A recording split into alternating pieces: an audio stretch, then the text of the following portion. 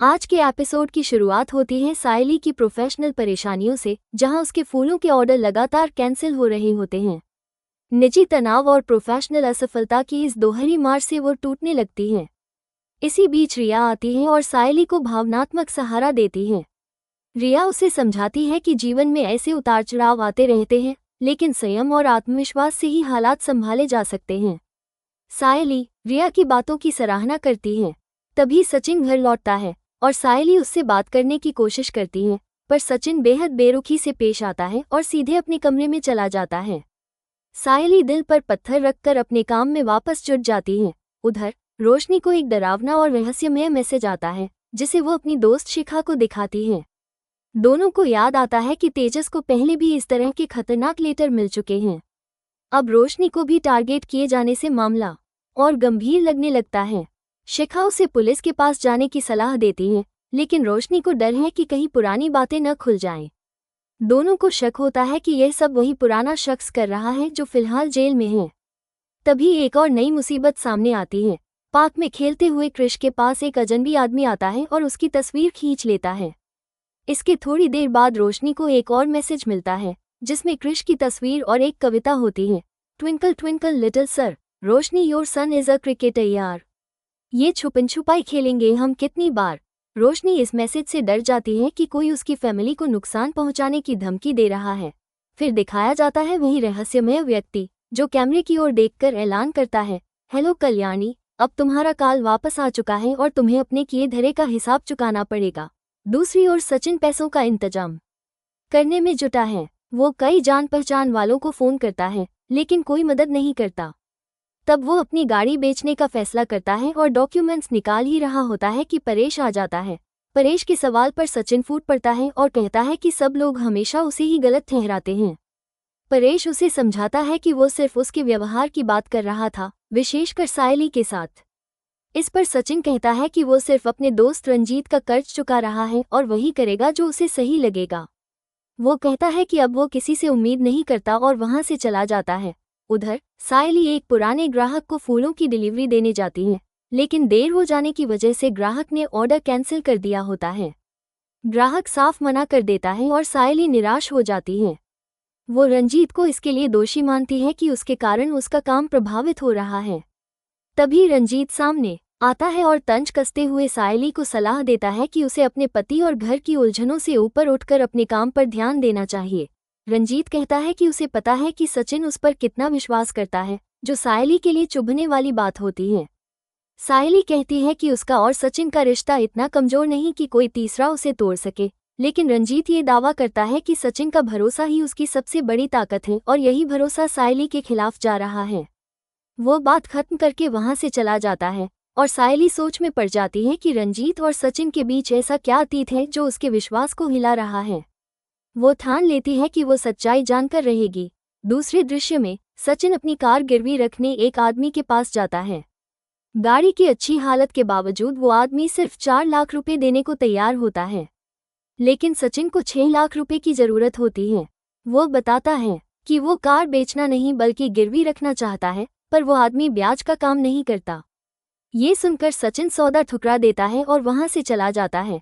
इधर रंजीत अपने साथी से कह रहा होता है कि अब उन्हें जल्द शहर छोड़ना होगा। उसका साथी पूछता है कि क्या सायली अब चुप बैठी रहेगी। रंजीत कहता है कि उसकी चुप्पी की कोई गारंटी नहीं, लेकिन वह जानता है कि सचिन को खोने का डर सायली को कुछ समय तक शांत रखेगा। उसका इरादा अब अपना आखिरी दांव खेलने का है। वहीं रोशनी कृष से उस आदमी के बारे में पूछती है जिसने उसकी तस्वीर ली थी। कृष बताता है कि उसने टोपी पहनी हुई थी। शिखा कृष को खेलने भेज देती है और रोशनी इस बात से घबरा जाती है कि उसका बच्चा कितने बड़े खतरे में था। तभी रोशनी को एक और मैसेज आता है, कृष एक मासूम बच्चा है, लेकिन मैं तुम्हें हर वक्त देख रहा हूँ। रोशनी डर जाती है और शिखा से पूछती है कि यह शख्स आखिर है कौन।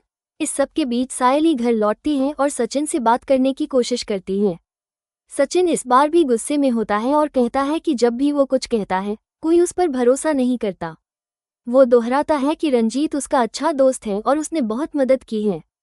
सायली उसे समझाने की कोशिश करती है कि उसके पास रंजीत पर शक करने की वजह है, लेकिन सचिन सुनने को तैयार नहीं होता। तो दोस्तों, पिछले हिस्से में आपने देखा कि सचिन रंजीत की मदद के लिए आगे आने का फैसला करता है, चाहे जो भी हो। वो जानता है कि रंजीत टूट चुका है और शहर छोड़ने की सोच रहा है, लेकिन फिर भी वो उसे अकेला नहीं छोड़ना चाहता। दूसरी तरफ सायली परेश से रंजीत की कई बातों को लेकर बात करती है और जानना चाहती है कि क्या उसे सचिन के अतीत के बारे में कुछ पता है। लेकिन परेश बात को टाल देता है और कहता है कि जितना सायली को पता है उतना ही उसे भी। इधर कहानी एक और मोड़ लेती है जब तेजस की दुकान पर कार्तिक आता है और पुराने क्रेडिट कार्ड लोन की किश्तों को लेकर बहस शुरू हो जाती है। कार्तिक तेजस पर गुस्सा है क्योंकि उसने उसे गांटा बनाया और अब बैंक वाले कार्तिक को परेशान कर रहे हैं। तेजस हमेशा की तरह एक बचकाना आइडिया देता है। वह चाहता है कि कार्तिक फोन पर उसकी बीवी बनकर झूठ बोले कि तेजस अस्पताल में भर्ती है। कार्तिक इस बेवकूफ़ी भरे विचार को नकार देता है, लेकिन तेजस खुद ही लड़की की आवाज़ में बात कर देता है। तभी रोशनी वहां पहुंचती है और तेजस की ये हरकतें सुनकर भड़क जाती है। रोशनी साफ कहती है कि वो अब इस बेकार के बिजनेस आइडिया और भारी कर्ज में डूबते तेजस के साथ नहीं रह सकती। वो चेतावनी देती है कि अगर तेजस ने हालात नहीं सुधारे तो वो उसका साथ छोड़ सकती है। कहानी एकदम से गहराई लेती है जब रंजीत सरेआम एक महिला की चैन छीनकर भागता है। ये अब साफ है कि रंजीत अपराध की राह पर जा चुका है। वहीं दूसरी तरफ सायली रिया को रंजीत की कई बातों के बारे में सब कुछ बताती है। रिया चौंक जाती है और सायली से पूछती है कि अब आगे क्या करेगी। सायली कंफ्यूज है, पर यह जरूर तय कर चुकी है कि वो किसी ऐसे इंसान के लिए नहीं लड़ेगी जो खुद को बचाना नहीं चाहता। वो ये भी मानती है कि अभी भी कई सच्चाइयां सामने नहीं आई हैं और जब तक सब कुछ क्लियर न हो जाए वो रंजीत के खिलाफ कदम नहीं उठाना चाहती। रिया उसे समझाती है कि रंजीत एक खतरनाक इंसान है जिसने सचिन को भी फंसा दिया है और अब किसी और को भी नुकसान पहुंचा सकता है। लेकिन सायली साफ कहती है, मुझे जानना है कि मैं किस लिए लड़ रही हूँ।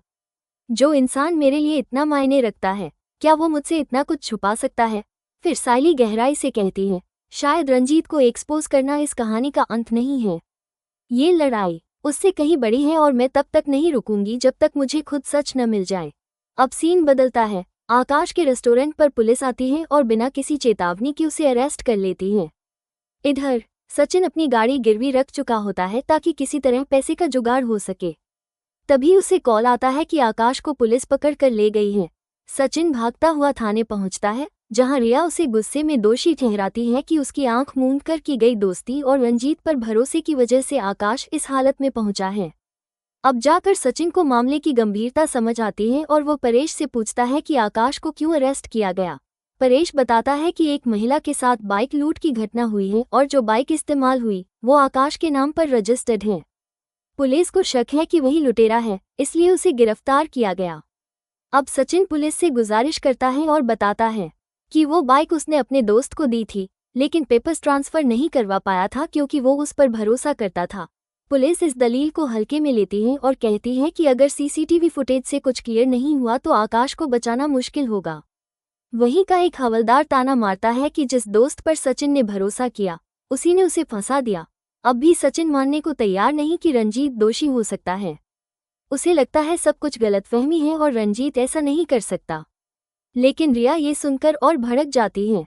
उसे लगने लगता है कि सचिन अब भी रंजीत की सच्चाई को नहीं देख पा रहा। पुलिस साफ कह देती है कि अगर सच में रंजीत निर्दोष है तो उसे थाने बुलाया जाए ताकि जांच आगे बढ़े। लेकिन जब सचिन रंजीत को कॉल करता है तो उसका फ़ोन स्विच ऑफ आता है, जिससे उसके मन में पहली बार गंभीर शक पैदा होता है। और इसी उलझन और तनाव भरे सीन के साथ आज का एपिसोड खत्म हो जाता है। तो दोस्तों, अब क्या सचिन का भरोसा टूटेगा? क्या रंजीत की असलियत सबके सामने आएगी? और क्या आकाश निर्दोष साबित हो पाएगा? आपको क्या लगता है? नीचे कमेंट करके ज़रूर बताएं और वीडियो को लाइक, शेयर और सब्सक्राइब करना बिल्कुल मत भूलिएगा ताकि आपको मिलते रहें रोज़ाना टीवी से पहले आपके पसंदीदा शो के लेटेस्ट अपडेट्स। मिलते हैं अगले धमाकेदार रिव्यू में। तब तक के लिए स्वस्थ रहिए, मस्त रहिए और सीरियल एक्सप्रेस के साथ जुड़े रहिए।